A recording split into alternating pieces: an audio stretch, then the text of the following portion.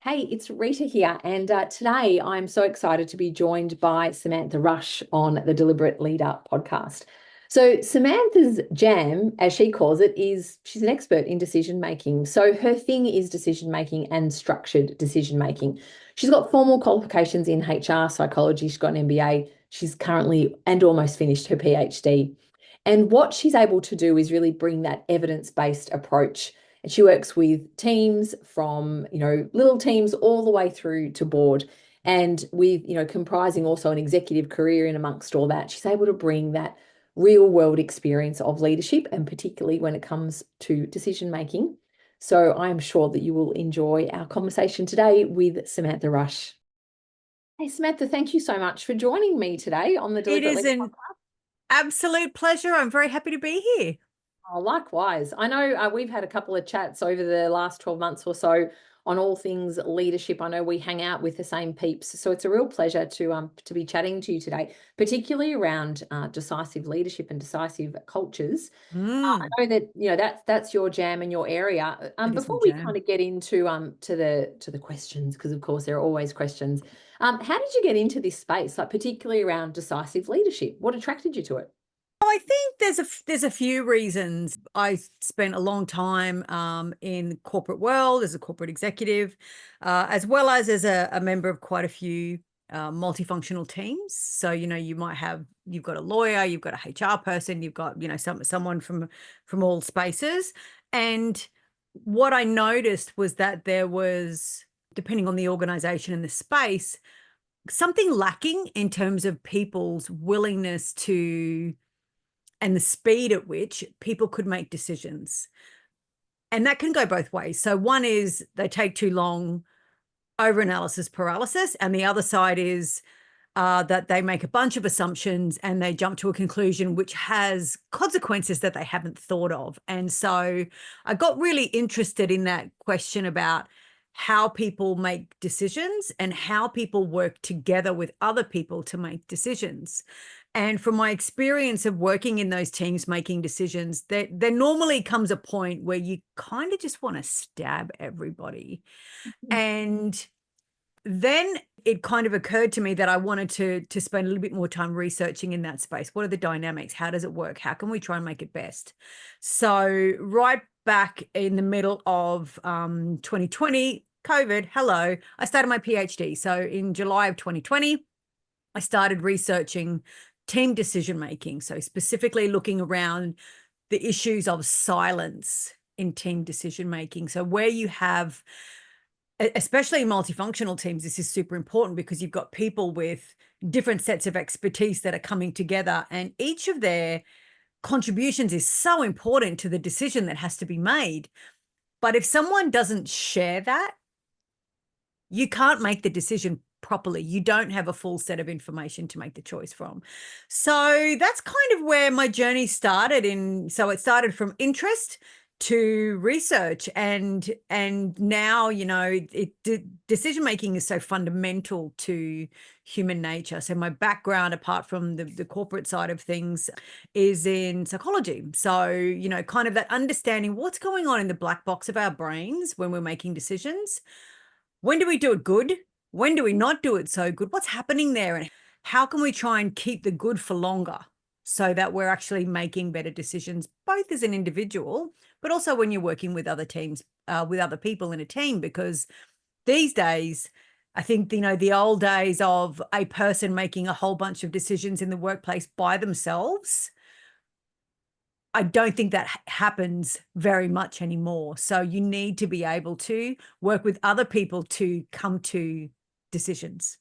And whether that's consulting, whether that's, no, I really need your information to help me. Or, sometimes it could be,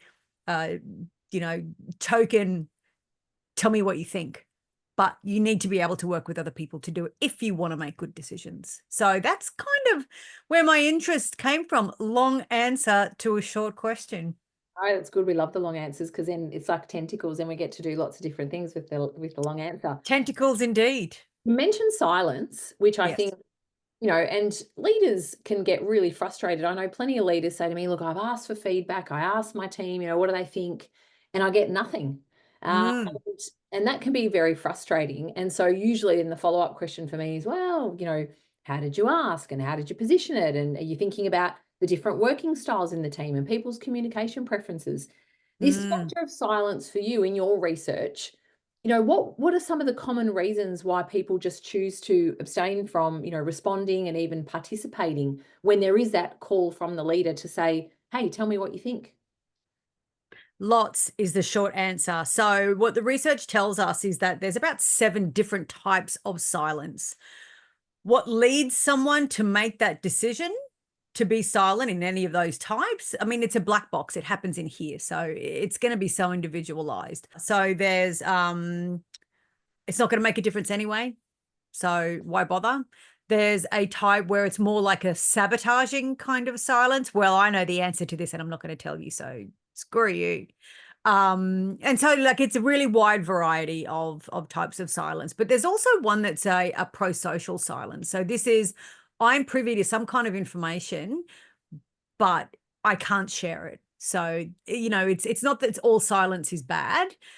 Psychological safety is a really big thing behind driving people's comfort to share.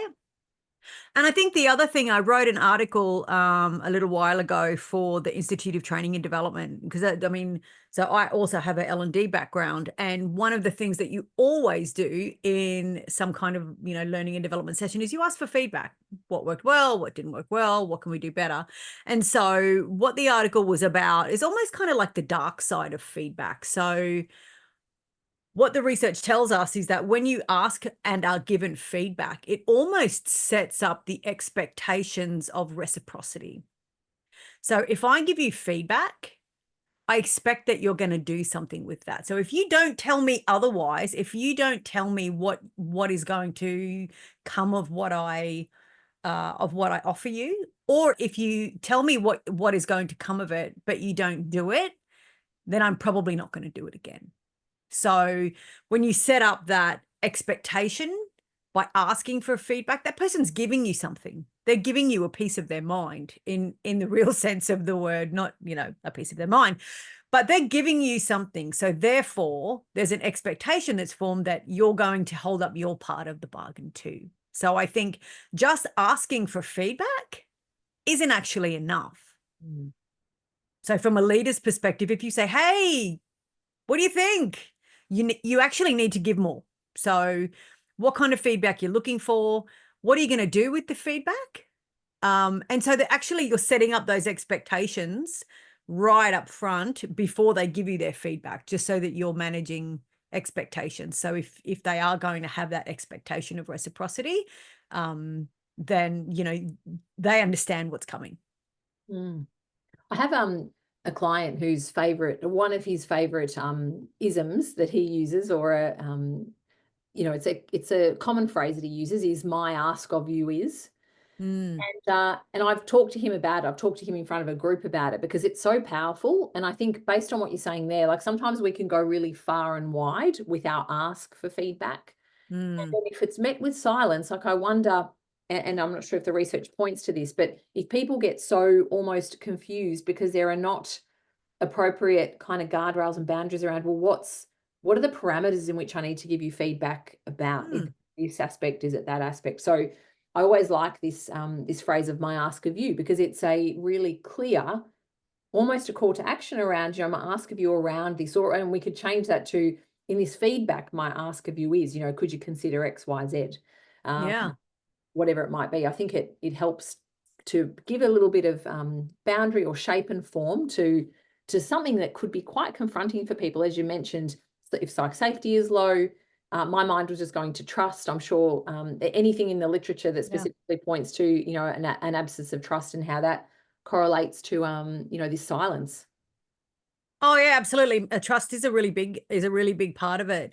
And I think the other thing that's quite interesting when it comes to feedback, and a potential way to be able to get what you're looking for in the way that you want it when you want it, is to actually set up some structure around it. So while we think that the big broad question of, hey, give me some feedback means that people have the freedom to choose, it actually means they have to think harder about what kind of feedback they're going to give you and how they're going to give that to you, rather than giving you what you're looking for. So there's a guy by the name of Fernando Flores, and I just find him absolutely fascinating. He has a framework that he uses for tough conversations within teams. And it's a structured framework. So structure is like, that's my jam. I love structure because it means that you can focus on the what and not the how.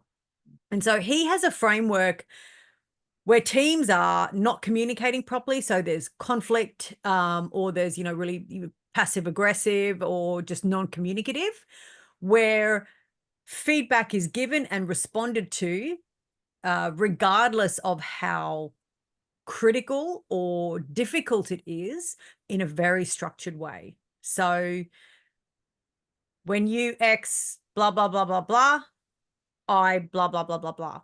And the other person then in a structured way says, and I thank you for your feedback and blah, blah, blah, blah. Like, it's so structured so that it takes away that whole interpretation that we're doing so quickly in our brain of how is this to be intended, because the framework's there. Everybody's seen the framework and the structure of how feedback is to be given, what kind of feedback to be given.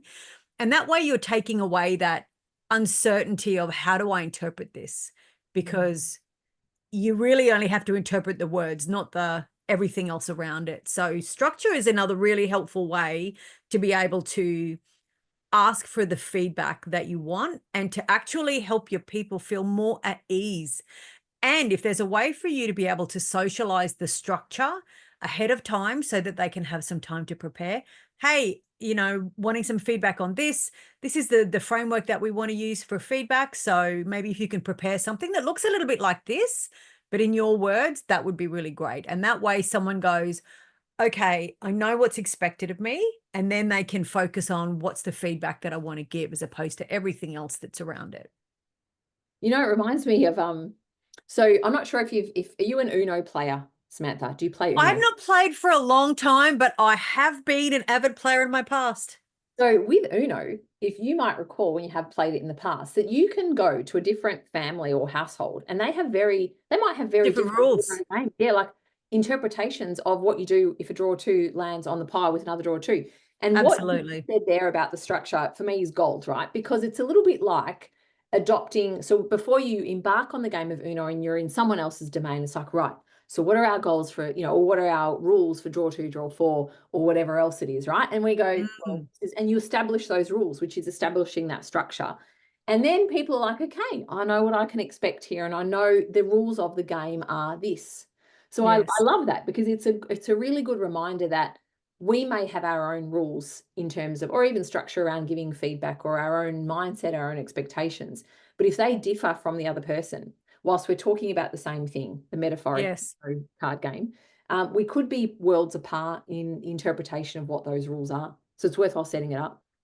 Absolutely. I mean, so my newsletter that came out last week was about common sense, and how common sense actually isn't that common, because common sense is so individualized. And so my view of common sense would be totally different to you, but yet my expectations and the way that I see the world is that, well, everyone does what I do, right? And there's a cognitive bias that sits behind that as well, that says, you know what I know, you think what I think, you do what I do, and we're the same. And we really aren't. And there's the story that I had behind my newsletter was, you remember that Dressgate from 2015?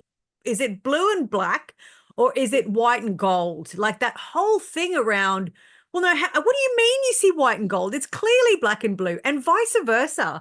And even though we actually know what color the dress was, and we know why different people saw it differently, it still is so contentious. But it is all just about perspective, and about perspective seeking. So being curious to say, well, tell me more about what you're seeing. Where's it coming from?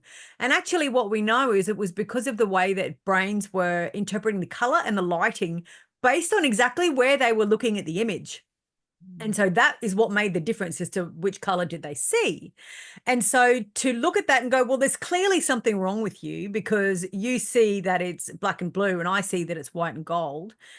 Actually, it doesn't matter at all because it's whatever you see is whatever you see. Use that for the perspective and perception, and Yeah, it's really hard to argue then with someone when that's what they see. And particularly if you correct. had that discussion around, well, this is what I see. And I guess we're not always trying to influence the view, but maybe we are trying to help satisfy a curiosity perhaps, and we hope that they're curious. I reckon that's a really big part of decisive leadership and also deliberate leadership, which I talk a lot about, but it's that curiosity and that seeking to understand. So whilst we may not come together at the same point on an issue, but I will have so much more tolerance and respect if I can understand your view, even though I may not agree with it. Absolutely. So I think definitely curiosity is one of those. And I think curiosity goes really well together with open-mindedness. So being curious is great, but if you're not prepared to almost like recalibrate your thinking and your ideas based on the new information that you get, then you're kind of missing half the story. So you actually need to be able to you need to ask, to be interested, you need to be able to seek more information to understand, but you also need to question your own assumptions and your own thinking, just to say, well, actually, is there something that's going on in my mind maybe that's stopping me from seeing this perspective? Because even though the dress was black and gold, sorry, the dress was black and blue, people saw white and gold. And that's just how it is. And what a richer world we have because of that diversity. And we know, though, that diversity, that I guess the diversity in terms of cognition and thought patterns and we often think about diversity in terms of attributes we can see, not what's in here, obviously, that we can't see. That's the richness of it that comes out in teams. You mentioned earlier on that it's few and far between those leaders that are making decisions on their own. What about entrepreneurs? Like these founders that have got these wild ideas and they, it's a pursuit of the idea, maybe over years, if not decades sometimes. What do you like? Has your research over the last few years thrown up anything in terms of their decisiveness, and are they better at it? Are they not? And are they? And that might be too polarizing. But what happens with entrepreneurs? Because I imagine that they'll bring in different people at different times to bounce the decision making, but they may not always have that consistent group to bounce off. Yeah, look, absolutely. It depends is the answer. That's always my answer to everything. I think that depending on the individual, with entrepreneurs, it can go the other way. So making decisions really quickly. And part of that's because of the environment that they're in. So they actually get really comfortable with making decisions. And so they're able to do it faster. So that's what it comes down to. Whereas at the beginning of their entrepreneurship journey, it may have taken them longer, but just because of the pace at which they have to work and at which they have to think, they can be more decisive. Whereas if you look at someone maybe who is a leader in an organization, there are different kinds of consequences for decisions that are made. So from an entrepreneur, yes, absolutely, they've got their investment in there and they've got their kind of their stake in the game. If you're working in an organization, there's all the politics that come around it. There's how are other people going to see me? There is what are my people going to think of me? There is, what are the shareholders going to say about this? What is this going to do for the short-term profitability of the organization? And so I think the skin in the game is different. And I think that when you have more personal skin in the game, and it's probably more, I mean, I know when you're an entrepreneur, there's the whole, you want your startup to be successful. I totally understand that. But from a political perspective, I think it's quite different. But I think it's practice. Decision making to me is a muscle like any other. And part of that is because of the familiarity with decision making and actually you're exercising that muscle. When there's something that's new to us, so there's something novel, so there's either a new topic, new area, or just making decisions about, you and your people in general, sometimes it takes some time to warm us up to the point where we feel comfortable that we can do it a little bit faster. So, depending on the kind of decisions, we know that CEOs, for example, take on average about 6 minutes to make a decision. And if you compare and contrast that with other leaders or just people within organizations, again, depending on what the decision is, it can take a hell of a lot longer. So there's a risk appetite question, there's a political question, there's a lot that goes on, but I think definitely it comes down to skin in the game and how used to doing this are you? And for entrepreneurs, it's all the time, all the time. Yeah, they're exercising, as you say, it's that muscle that they're exercising, and if they don't have many people to bounce off, and I think in those startup phases, they're often on their own, or they're calling upon different advisors to bring in expertise that they may need at the time. So it's not that team decision making. It is different because you're calling in different people.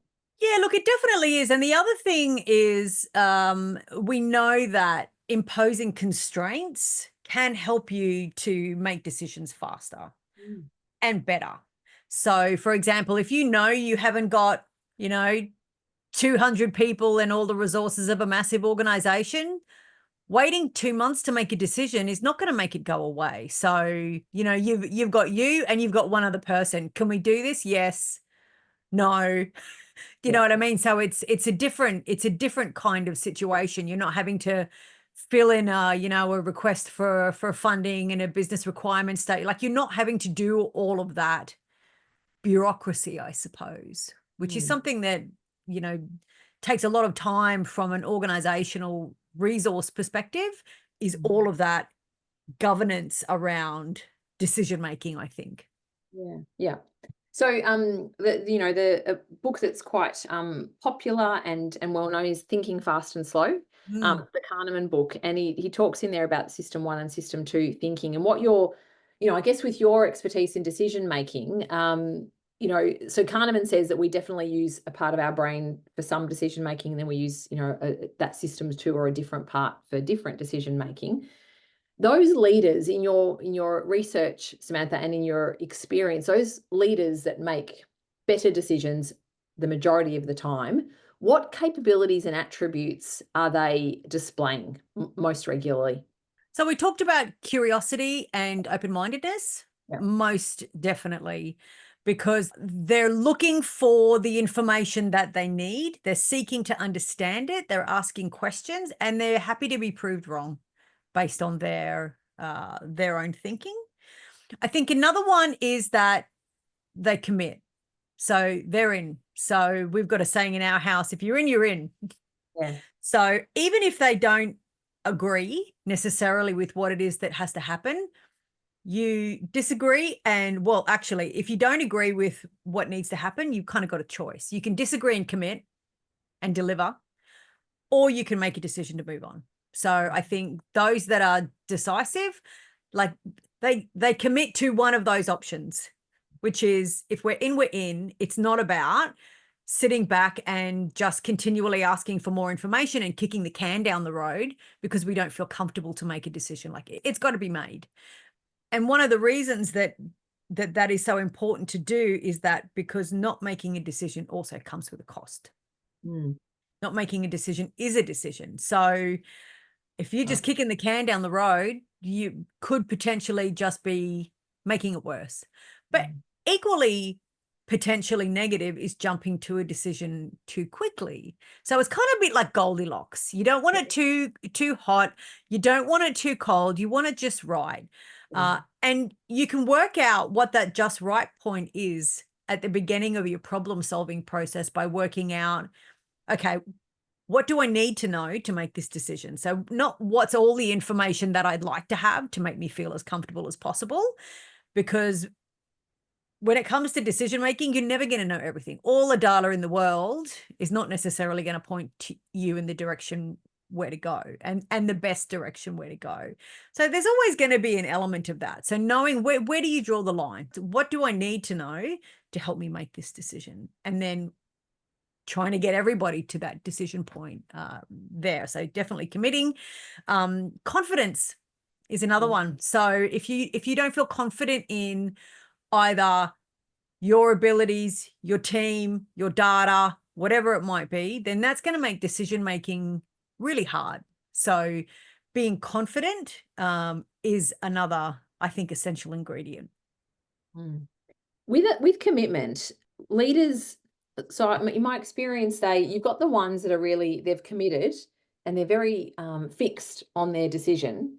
And then because our world is an ambiguous place, right? It is. Some factors It may is. change that might require them to, kind of steer a little bit, or course correct, or think about other factors that might then impact that original decision.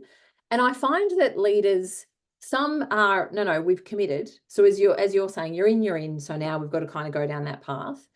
And then I find some that are so reluctant to make that decision because they're constantly on lookout for these variable circumstances, which inadvertently will occur, right? Because we live in ambiguity. And there's lots of versions of that in between. So what's your view on the commitment and then adaptability? So once we've committed and we're on a path, then what do we do? Like in terms of still being that decisive leader, how do we still show up and be decisive and deliberate when we've got to adapt? So that open-mindedness piece is where that comes in. So even though you're committed, you're like, yep, this is what's happening. If new information comes to light, something else comes up, you've got to stay curious and open-minded enough to try and work out, okay, now that we've got this, let's recalibrate. So it doesn't necessarily mean turning around and, putting a line through what you decide, although that might be the outcome that you find is best. But it's about recalibrating. And I think that part of that recalibration is, let's have a look, like in a calm manner, let's have a look at what we've got. And actually then in an open-minded way, being curious to understand, this is where we were, what else has come in? Okay, what could this mean? Let's question the assumptions that we made. What does this mean that we need to do to go ahead? And I think that also means that you need to have, in addition to your commitment, have clarity on what it is, specifically the outcome that you're trying to get. So you've got clarity on where you're going, you're committed to it, and you are curious and open-minded. And that brings in the adaptability so that you can calibrate or recalibrate what it is that you're doing to get there and the decisions that you need to make. Communication, has got to come into that too, I imagine, Samantha, because if you've got a bunch of stakeholders, and a bunch can be, as little as another one or two through to 1,000 or 2,000 or many more than that, hundreds of thousands. Yeah. That communication, so we can course correct, even though we may have been committed to a particular decision, then course correct based on different variables, as we've discussed. And then communication has to come into that. So what are your tips, for leaders that, particularly where they've got to course correct, they've got to demonstrate that adaptability? How can they do that without losing face, in their communication? Yeah, and I think that's a key concern. Human nature is, we don't want to be rejected, we don't want to be judged, we don't want to be thought of badly. And so I think that honesty is always the best policy. So being as honest as you can. I know that it's not always possible to divulge all the information to your team, but what we do know about how people interpret information is that we are slanted towards the negative. So if we don't know what's going on, the scenario that we make in our minds will be far worse than what is actually happening most of the time. And this goes the same for feedback. So if there's some really interesting research that I saw when I was in the US earlier this year on giving feedback to people. So feedback was given, positive feedback was given, neutral feedback was given, and negative feedback was given. And the one that was perceived the worst by the people receiving the feedback was the neutral. So giving neutral or, not so informative information that's sitting on the fence actually could be way more damaging than communicating the truth in a way that obviously suits the people and the circumstances. So, I do a lot of work around influence and trying to influence other people's decisions. And a big part of that is, managing or driving any kind of change or transformation. And one of the key parts to that is understanding who your audience is. So, what are the things that they worry about? What keeps them up at night? What brings them joy? What gives them pain? And really thinking about, what's the best way for me to communicate that to these people? And if it's your people and you're their leader, then hopefully you'll know them well enough to know, how do I find just the right, again, Goldilocks porridge, just the right temperature of porridge in my communication, in a way that they're going to understand and in a way that they're going to interpret it the way that I want them to interpret it. I think too often, especially in big businesses, a change team or a HR team puts together the communications, and it's like one communication that goes to all the teams. And I understand from an efficiency perspective, and, you want to make sure that you're saying the right thing, especially with some things, in relation to, HR matters, that you want to say the right words, but your team better than anyone else. So think about what's the best way to say that. Yeah. So yeah, communication absolutely super important.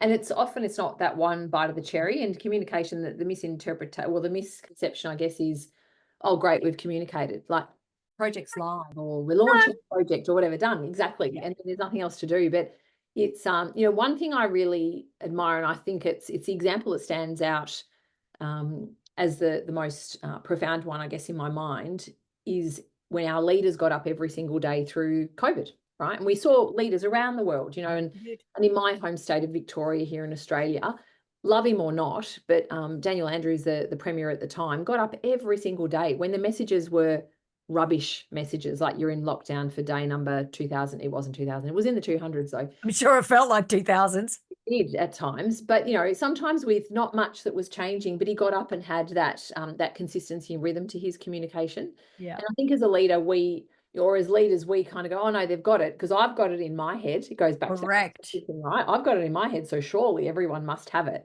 There's that false consensus bias playing up again of, hang on, well, no, I understand it, so everyone else has got it right. Bow. Exactly. And when you're so close to it, we think we know it. We're designing it. We're common sense, right? Yeah, which is not so common. I love that. It's not so common. Often one thing I say, common sense, not so common. So Samantha, when teams get it terribly wrong, like when they botch up, decisions, what are the things, like if you had to think about, what top 3 or top 5 things that if you kind of had these leaders and you kind of could really emphasize for them, please do not do this, what would be those call outs from you around what they shouldn't do around decision making? So pre or post, before they make a decision, or if they've botched it and it's after the fact? Oh, I'll go with whatever you want. Both, if you like. These are Samantha's do nots when it comes to. Oh, wow. Okay. So I would say my do's would be really clear what you're trying to, like, what's the outcome that you want. So really, really have that clarity. I would also say look broadly for options. So quite often when it comes to decision making, once we've got 1 or 2 options, we'll generally go, yep, good enough. Let's make one of these. So actually pushing further than what you think is enough. I did unrelated, but I did a course on creativity like maybe 15 years ago. And one of the activities that we did was to find 100 solutions for a problem. So we could choose our own problem, and we had to find 100 solutions. Yeah. And I tell you what, the first 25 were easy, but the best ones came at about 80. Yeah. And then after 80, everything just went ridiculous. But pushing past that of the obvious is really what's going to help you to get better outcomes. And I think the last tip that I would have is elicit and question assumptions. There's an activity that I frequently do with groups that I work with, which might be everything from a small team all the way up to a board. And where we're looking at a particular question. And so the structured activity, it's all about structure, is what are the assumptions that each of us has and that we have collectively about this issue? Normally, these are kept in the black box of our brains, and we don't often talk about them because we assume that everyone else is assuming the same thing, or we assume that we're correct. And it's not very often that we pull these out and we systematically go through a process of validating each of the assumptions. Yeah. And for some of them, it's a really easy, this assumption is so wrong. Other cases, it's, yeah, this assumption is so right. But you've been through the process of eliciting it and validating it, because otherwise, if you're making decisions based on a whole bunch of assumptions, like you're creating a Jenga tower.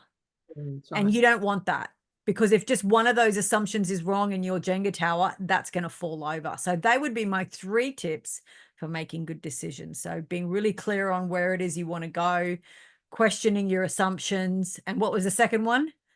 You said being clear, looking broadly for options, and then Looking broadly for options. Yeah, I would probably do them in that order. So being clear on the options, looking broadly for solutions. And once you've landed on, let's say, your top 2 or 3, then going through and questioning all of your assumptions in a structured way, not just sitting there and going, hey, Rita, what are your assumptions about this? Do you reckon that's correct? Actually go through the structured process. And it is a structured technique called the key assumptions check that you can do to help you validate it and I'm not saying it's going to be super objective, but it's going to be far better than leaving it in the black box of the brain. So they would be my 3 tips. Yeah, nice. With the find the 100 solutions for the problems, I wrote a piece recently on flip it 5 to 1. So this is around, we form new neural pathways in our brain if we look at problems from a different perspective. So it's all around increasing personal and team resilience. But if I went to 100 instead of 5, that could be like an extended activity. But you can see, like, based on what you were saying there, you can see how I think you said the first 25 are relatively easy. And I give people scenarios like, you got a parking ticket, you missed out on a promotion, your wedding venue burnt down 3 days before you're getting married, like those kinds of things. So they're silly hypotheticals, but you can see that when you're placing that level of intensity around finding a different solution, you've got to work really hard to be able to see this problem from all the different dimensions, these 3D, not just kind of 2D view. And that's those constraints again, right? So where you put those constraints on, like, you must have 5. Yeah. Or you must look from 3 different perspectives, or you must come up with 100 different solutions. That's when you end up with some really cool stuff. There's an activity that I do in my Embrace the Unknown program, which includes Ambiguity Apocalypse, the game. And one of the things that we do is we show 3 of the resources. So it's a board game, like an old school board game, and there's resource cards. And the game is all about surviving a zombie apocalypse and beating all of the other teams who are also playing at the same time. And so you have a bunch of resources, and it's stuff like baseball bats, saucepans, water, food, gasoline, cans. And so what we do is we put up 3 of the resources and get each of the teams to, and normally we do it in small groups, come up with as many uses for these resources, either as single pieces or in combination as you can. And it's those teams that win that just come up with the most far out uses for these things. And so you absolutely see that. You put those constraints on, so they only have a certain amount of time to do it. And you see them just being so creative, and it's fantastic.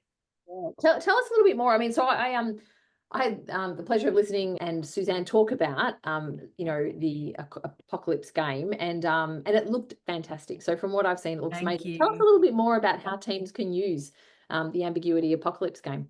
So what we know about humans is that we don't like ambiguity. So anything that's ambiguous, confusing, uncertain, or unclear, we don't like it. And that's evolutionary. As human beings, we want certainty. We want clarity. We want to know, where do the saber-toothed tigers hang out from when we were cave people? Who's our tribe that's going to help us feel safe and make sure we've got food and fire. And so where we don't know what the answer is and where we can't control, and where there is ambiguity and lack of clarity, it means that we don't think well, we don't behave as we normally do. And actually, the way that we talk about it is you have your shadow self that comes out and you become someone different. And the reason for that is because where we do most of our thinking around, okay, these are my options, what are the consequences, which decision do I want to make, in our prefrontal cortex, when we're feeling stressed and threatened, which is what happens when we're not clear about something, that kind of dials down and our amygdala takes over. So we fight, flight, freeze. And so what we're trying to do with the game is to put people into an artificial pressure cooker of uncertainty and ambiguity, but make them keep moving, which doesn't sound very pleasant. And normally about the first 5 minutes, maybe 7 minutes, isn't very pleasant. But what happens by the end of the game is people are starting to exhibit more comfort with ambiguity and the new situations that they're coming across, because we're giving them tools and skills to help them keep making decisions in this really hard environment where they're making decisions on, one of the team has to be sacrificed to the zombie. Who's it going to be? We've got 30 seconds. Like we don't have time to, really pontificate on who it's going to be. And it's fun. There's teams playing against each other, so it's really great. We've done teams as big as 90 and teams as small as 10. So really anywhere in between those, it's a great way to have fun, but actually learn something, to learn some really important skills of how do I feel more comfortable feeling uncomfortable with change, ambiguity, and uncertainty, specifically at work. So yeah, it's a really great game. Obviously, I am biased, but yeah, everyone who's played it loves it. I lie.